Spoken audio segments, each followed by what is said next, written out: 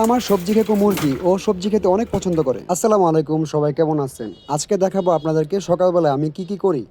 তো ওর খাবারে বেশিরভাগ সময় মিষ্টি কুমড়া থাকে, মিষ্টি কুমড়া, গাজর। প্রথমেই আমি আমার সবজিগুলোকে কেটে চামড়াটা ছেলে নেই, তারপর ভালো করে ধুয়ে এটা বিভিন্ন শেপে কাটা হয়, কোনোটা কুচি কুচি করা হয়, কোনোটা লম্বা লম্বা স্লাইস করা হয়। এক একটার জন্য এক এক ধরনের খাবার রেডি করতে হয়। প্রথমে আমি আমার বিয়ার্ডের ড্রাগনগুলোর বাচ্চাকে খাবার দেই। ওদের খাবারের সাথে ক্যালসিয়াম মাল্টিভিটামিন মিক্স করা থাকে।